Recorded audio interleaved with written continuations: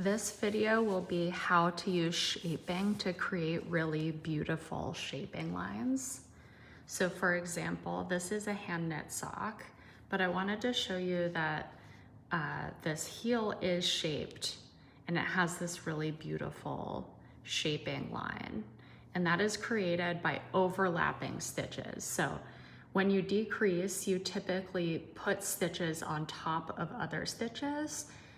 But depending on which way you do that, you can create these really beautiful shaping lines. I'm gonna show you another example. This is a double bed structure, even though it's mostly sort of on a purl base. And as you can see, there are these really beautiful diagonal lines created by stitches moving, or the rib moving. And when you make, for example, a raglan or any sort of shoulder shaping, it's nice that the stitches follow the slant of the decrease you're trying to make. So let's get into how to do this. I have cast on a 2x2 rib, and to begin, these 3 ribs, so this knit, purl, knit, I want to maintain those so that they become diagonal lines shaping in this way as I decrease. On this side, I'm just going to decrease in the edge so that you can see the difference between just moving edge stitches over and really beautiful shaping on this side. So the basic concept is you want to maintain this knit, purl, knit, or whatever the border is that you want to go diagonal. So I have these 2 knit stitches and I'm going to shift them over 1 stitch. But that then means that these also will need to shift over. So this one is okay because we're maintaining the 2x2x2, but now there's 3 empty needles up here. So I'm simply going to shift those over by 1. To do this without concern, I do recommend being in half pitch because these needles are close to each other. Over here, it looks like normal in pitch, but sometimes when you're shaping, it is easier to go out of pitch. Then right here, we have 2 that are pretty close. You could either transfer this overlapping stitch up, which therefore decreases 1 stitch, or you could just leave it for now. So essentially you want the stitch that's closer to the inside to be overlapping the stitch from the outside so that when you flip the piece over, this is the dominant looking stitch. On this side, as I said, I'm just going to decrease the edge by moving 1 over and moving 1 out of work so you can see it.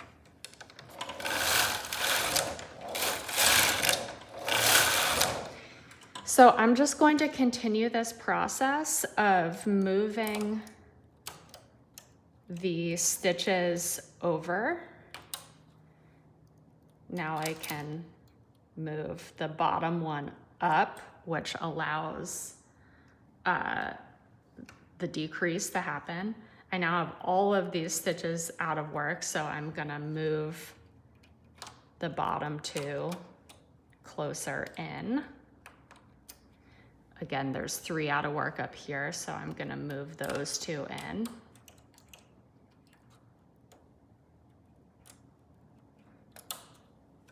And then, as I said on this side, I'm just shaping the outside stitch.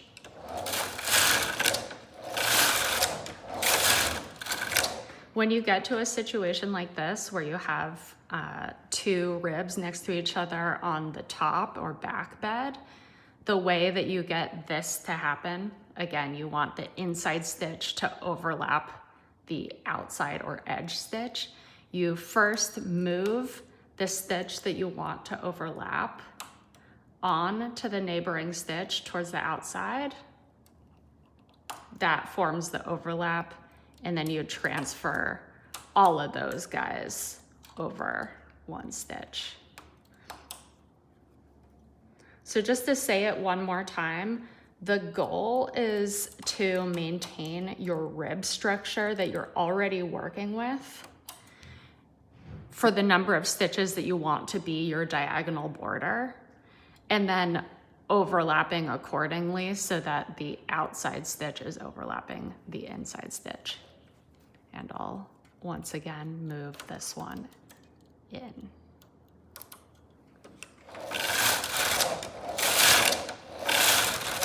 I'm going to just do this a few more times so we get the point.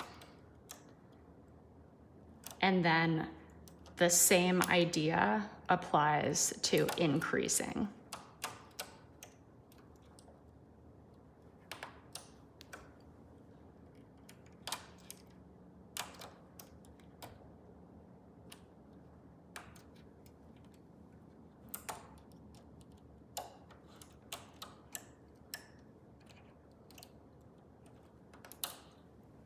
I'm gonna move you in closer so that you can really see.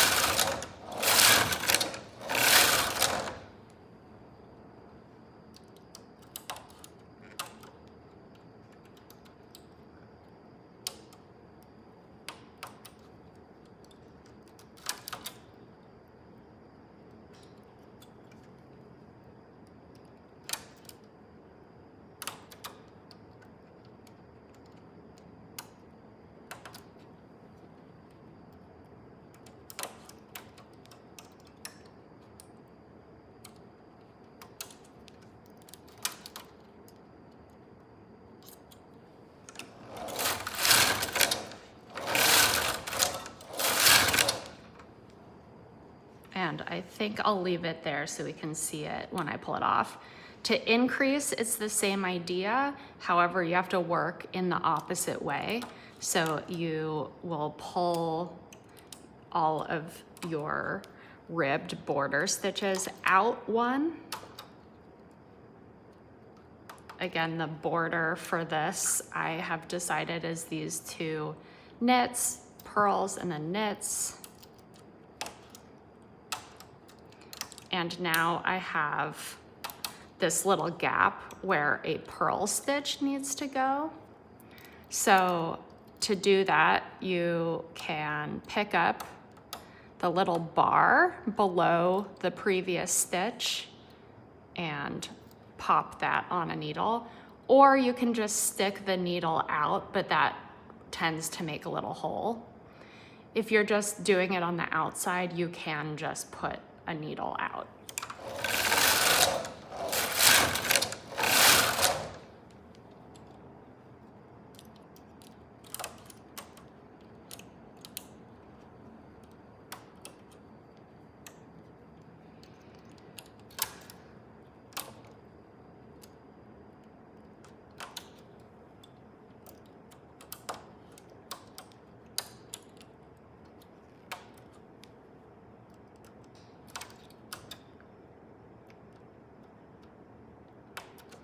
For this one, I think I'm gonna pick up the purl stitch below and put that on the empty purl needle or back bed needle. And then here I'm just sticking one needle out.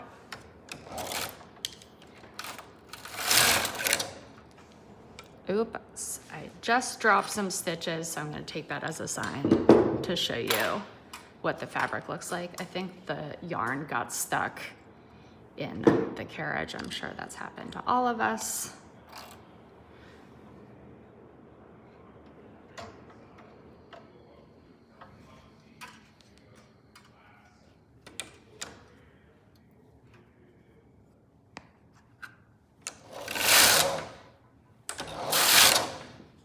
Okay.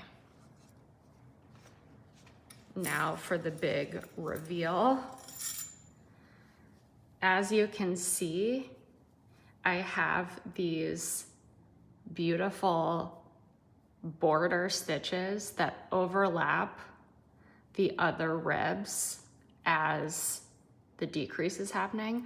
On this side, it just sort of unelegantly is sort of coming in on the edge, but over here we have that beautiful, elegant overlap. This is a totally good method if you're gonna hide your increase or decrease in a seam, but this is a great method if you wanna really celebrate the way that the stitches move. For example, on a armhole, or maybe on a hip, or if you're making a beanie, you might want this at the crown of the beanie, if you can imagine this as a 3D shape. This is how shaping of the beanie would go. Again, this applies for increasing and decreasing, and there isn't a wrong way. This isn't wrong. I just wanted to show you also this really beautiful, elegant way with the architectural overlapping stitches.